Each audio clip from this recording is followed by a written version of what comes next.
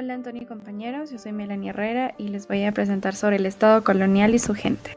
En cuanto a la demografía de la época, existían diferentes rangos y clasificaciones de personas. Entre estos, los blancos, los criollos o mestizos, los indios y los negros. En cuanto a este conjunto de poblaciones, se puede decir que hubo un aumento bastante grande en el total de la población iberoamericana, existiendo una estabilización relativa del tamaño de la población indígena, un crecimiento de la población blanca o mestiza y un aumento significativo también de la población negra. Yendo de abajo hacia arriba dentro de la cadena, se encuentra en el más bajo eslabón los negros, que obviamente eran considerados como el estamento más bajo y eran básicamente esclavos traídos de África. Los negros eran considerados como el estamento más bajo dentro de la pirámide de población y eran básicamente esclavos traídos de África, básicamente importados desde África para Brasil, donde fue la proporción más grande de población de negros que existía dentro del continente. También considerando a Estados Unidos y a Norteamérica como otro de los puntos importantes de asentamiento de los negros.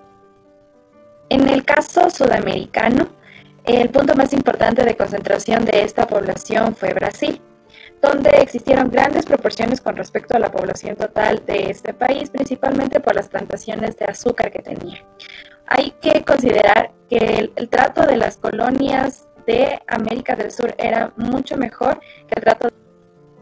En el caso sudamericano, el punto más importante de concentración de esta población fue Brasil, donde existieron grandes proporciones con respecto a la población total de este país, principalmente por las plantaciones de azúcar que tenía. Hay que considerar que el trato de las colonias de América del Sur era mucho mejor que el trato de las colonias de América.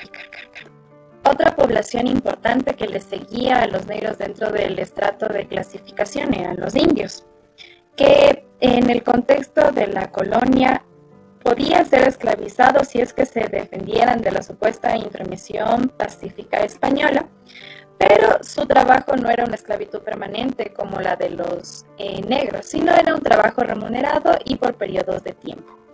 Además, los indios debían pagar tributos y contribuir al bienestar social trabajando.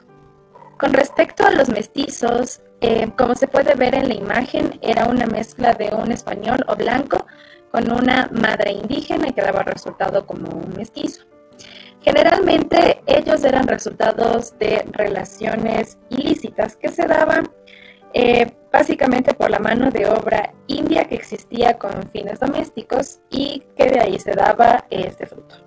En general, el número de mestizos que existía era bastante mayor en número a la de los españoles o blancos.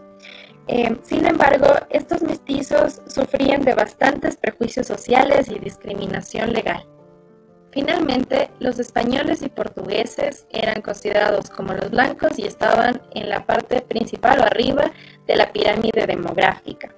Era considerado como primera clase y tenían bastantes privilegios de la corona a la que pertenecían, tanto española como portuguesa, para desempeñar sus actividades dentro de las colonias en América. Por otro lado, con respecto a las formas de organización política que existieron en la época de la colonia, se puede decir que las instituciones de la administración española era el producto tangible de control de las colonias. Dicho Estado colonial poseía normas y leyes. Sin embargo, estas generalmente no eran aceptadas muy fácilmente, sino a veces eran aludidas o rechazadas por los nativos o por los mestizos. El del poder estaba en Europa, lo cual hacía que sea difícil instaurar exactamente lo que se quería desde la península hacia el continente americano.